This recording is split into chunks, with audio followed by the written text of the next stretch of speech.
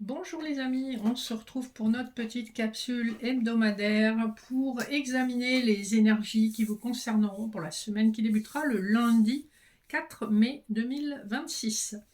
J'espère que vous allez bien. Comme d'habitude, on va se pencher sur des énergies générales et sentimentales.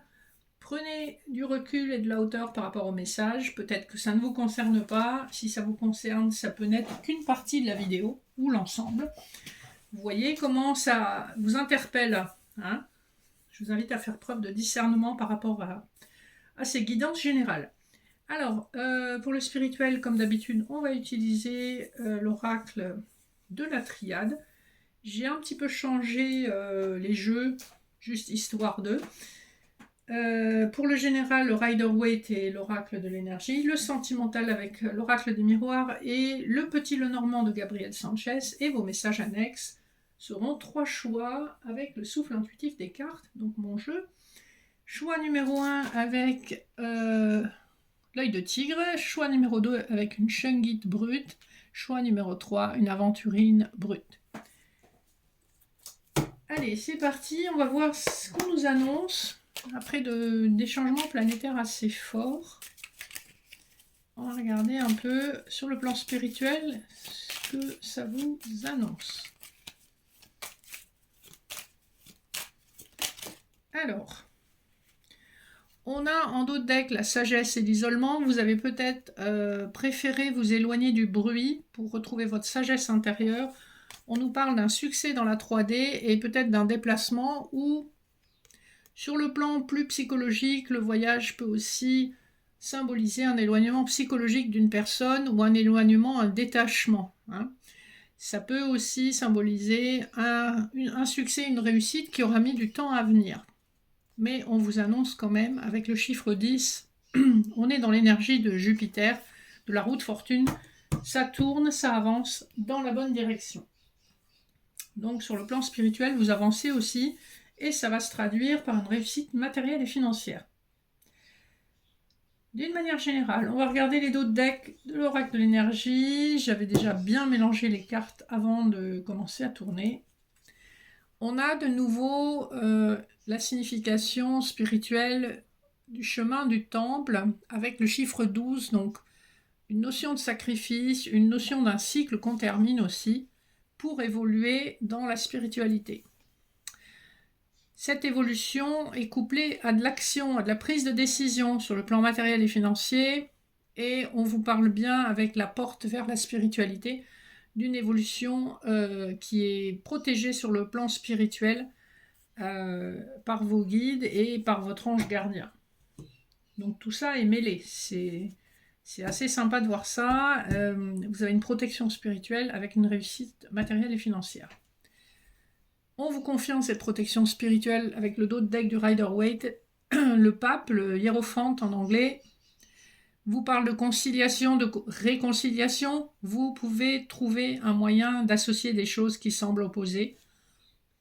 Vous avez la sagesse suffisante, la clairvoyance et le cadre. On vous parle du fait que vous avez eu besoin de vous reposer parce que vous avez beaucoup travaillé, hein. Donc sachez prendre aussi soin de votre véhicule, de votre corps, pour ne pas trop tirer sur la corde. Premier couplet, nous avons le chevalier de bâton qui nous parle d'action, d'un homme qui tient une pièce. Donc on nous parle effectivement d'une réussite qui va se traduire par une avancée sur le plan matériel et financier. Le 43 du personnage vous renvoie au 4 plus 3, 7, à l'énergie du chariot, hein, qui est aussi un personnage qui est sur un chariot avec des chevaux.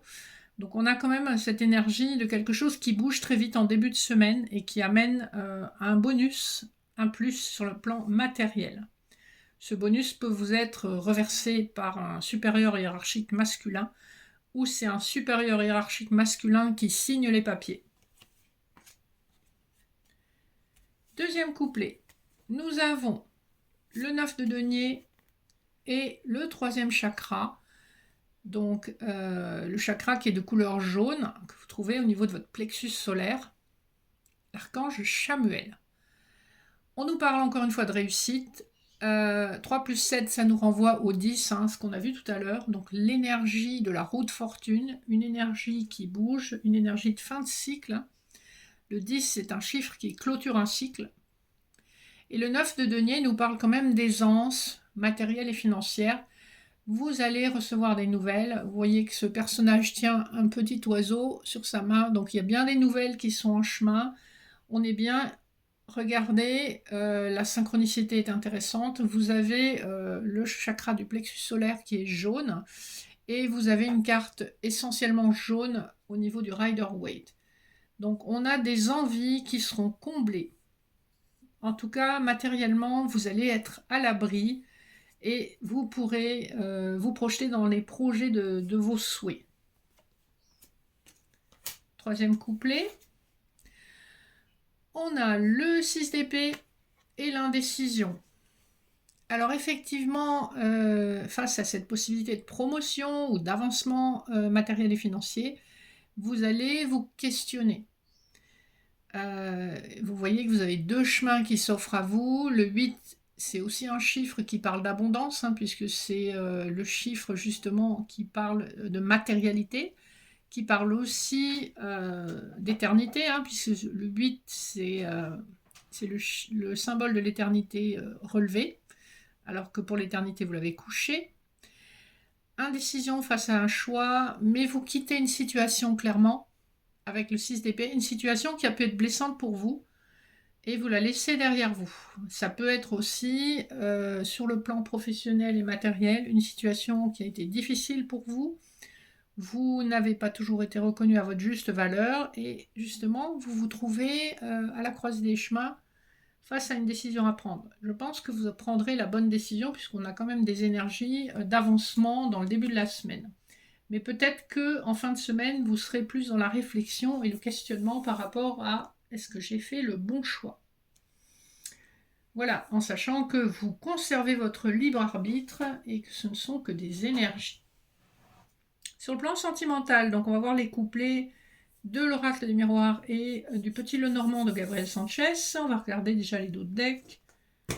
On a la trahison pour l'oracle des miroirs, la séparation, le retour. Il y a dans votre passé possiblement une personne qui vous a déçu, une personne qui s'était séparée, une personne qui a fait des allers-retours. Avec la clairvoyance, on voit que vous avez vu clair dans son petit jeu. Je pense que c'est une personne où il y avait une histoire où il y avait une tierce, hein, parce qu'on a la notion d'une séparation juridique, une séparation officielle, hein, on va dire. Donc c'est une personne qui a fait des allers-retours entre vous et une personne avec qui elle était en couple. Vous vous êtes senti trahi, vous l'avez extrêmement mal vécu. Mais vous avez surmonté cette situation, même si ça a été compliqué. En d'autres decks, le petit Lenormand, nous avons la faux. Donc on nous parle bien de quelque chose où vous avez dû couper. On a encore le chiffre 10, donc une fin de cycle qui est confirmée. Mais vous avez coupé pour récolter, hein. Donc c'est une histoire où il fallait couper. C'est une histoire où vous aviez quand même une forme de méfiance. Et on vous dit que probablement ce que vous avez vécu, c'était quelque chose de karmique qu'il fallait vivre et qu'il fallait expérimenter. Premier couplet, on nous parle de la lettre et de l'examen. Il y a de fortes chances que vous ayez des nouvelles justement de cette personne qui va vous faire des confidences par écrit. Si on était dans un contexte professionnel, ça pourrait être un courrier ou un arrêté ou un contrat, une annexe à un contrat, des choses comme ça, hein. Ici, dans le cadre sentimental, on vous parle quand même d'un écrit qui de nos jours risque de ressembler plutôt à un email ou à un texto où on vous donne des informations, on vous communique des informations. Vous êtes manifestement encore dans les pensées de cette personne qui a mis beaucoup de temps à revenir vers vous, parce qu'on voit, avec le chiffre 27, on est sur une énergie de lenteur. Les réflexions ont dû prendre leur temps pour cheminer à travers cette personne. Vous allez examiner, avec l'examen, vous allez décortiquer ce qui se cache derrière ce message. Et très probablement, vous allez prendre une décision tout à fait mesurée et pesée avec le 26. Hein, vous voyez, c'est le chiffre 26 en bas. Je le rapproche pour que vous voyez. 2 plus 6, ça fait 8. Donc, c'est l'énergie de la justice. Vous allez trancher dans un sens ou dans l'autre, mais votre décision sera très, très mûrement réfléchie. Deuxième couplet, on nous parle de la Vierge et de l'ouverture. Alors, la Vierge symbolise dans ce jeu aussi le retour d'une personne du passé, mais ça peut aussi être quelqu'un qui vous plaît énormément physiquement, avec une personne pour laquelle vous ressentez de l'attirance, de l'attraction. On nous confirme quand même aussi l'aspect karmique avec le chiffre 11. Hein, vous voyez, le chiffre de cette carte, c'est un chiffre karmique. C'est quelqu'un où il y a à la fois de l'attirance et de la répulsion, une colère non libérée et une forme de violence par rapport à ce qu'elle vous a fait. Néanmoins, on vous parle d'ouverture, de stabilité, de possibilité de dialogue. Donc, une fois que vous aurez eu le message de cette personne, il y a de fortes chances que vous puissiez à nouveau, en tout cas, échanger d'une manière un petit peu plus légère et plus posée. Dernier couplet, on a l'encre et le bouclier. Ici, on retrouve avec l'encre le chiffre 35. Alors, j'attends que ce soit clair. Ça ne veut pas. Donc, le chiffre 35, donc, il nous renvoie au chiffre 8 de la justice dans le tarot. On veut quelque chose d'ancré, de solide, de stable. On nous parle de fidélité, de sécurité, d'un attachement sincère. Et en même temps, avec le bouclier, on nous parle quand même de se protéger. On va faire attention, on ne va pas faire n'importe quoi. On a souffert, donc il y a effectivement la possibilité d'une ouverture vers un nouvel attachement avec cette personne ou une autre, selon ce que vous aurez décidé. Mais vous allez être extrêmement dans la prudence. On nous parle néanmoins de la possibilité d'avoir une liaison ou une relation qui sera fidèle et officielle. Le 32 du bouclier nous renvoie au pape, hein, qui officialise les unions et qui concilie ou réconcilie en cas de séparation. Donc on a ce message déjà depuis un petit moment. Je pense que toutes les personnes concernées ne verront pas cette évolution cette semaine. Mais ça fait un moment qu'on a ce message, donc il y a bien un retour d'une personne, pour la plupart d'entre vous, avec un choix dans un sens comme dans l'autre, selon votre situation. Hein. Je vous rappelle que vous avez votre libre arbitre. On a ces énergies, c'est une possibilité. Ça ne veut pas dire que ça se fera pour tout le monde.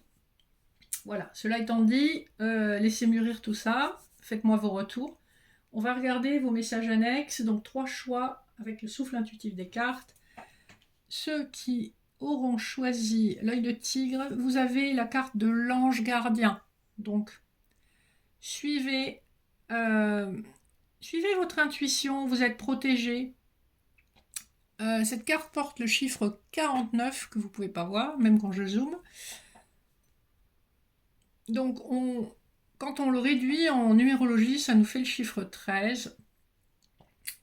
Vous êtes en pleine transformation, ça fait un moment que ça dure. Et cette transformation va vous permettre un nouveau départ beaucoup plus stable.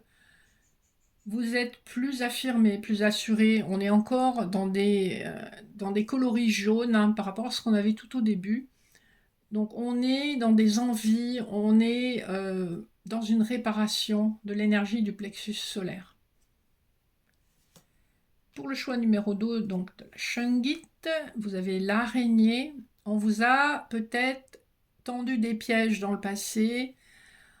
On vous dit que vous avez une grande force, une grande stratégie intérieure. Vous êtes capable de voir un petit peu dans toutes les directions. Vous savez que les araignées, ça a plusieurs paires d'yeux. Vous sentez quand on vous tend en piège, vous êtes capable de l'éviter. Donc, vous allez faire preuve de stratégie. Hein. Je pense que c'est par rapport au message qu'on a eu, donc selon les choix que vous aurez faits, une évolution plutôt qu'une autre s'appliquera à vous. Et enfin, l'aventurine, j'en ai 2 qui étaient venus. j'ai le ciel et la fée. Donc le ciel, enfin plutôt la foi. On vous dit de garder la foi. D'accord? Vous êtes guidé par un aspect magique que vous ne soupçonnez même pas. Vous êtes complètement protégé. Vous voyez la douceur de ces coloris. On a encore beaucoup de jaune. Vos envies trouveront l'occasion de se manifester dans la matière. Votre foi vous protège, votre foi en vous-même, en l'univers, en Dieu, selon vos croyances. Vous êtes protégé et vous êtes guidé vers votre destination. Donc restez confiants. Voilà les amis, j'espère que ces petits messages de la semaine vous parleront. Je tourne le 1er mai 2026, donc j'espère que vous aurez tous passé un excellent 1er mai, jour de la fête du travail. Si vous avez besoin d'informations, je vous invite à me contacter au mail cité en barre d'infos, que ce soit pour la médecine chinoise, l'hypnose, les accompagnements ou les guidances. Et d'ici là, je vous souhaite une excellente semaine et je vous fais de gros bisous.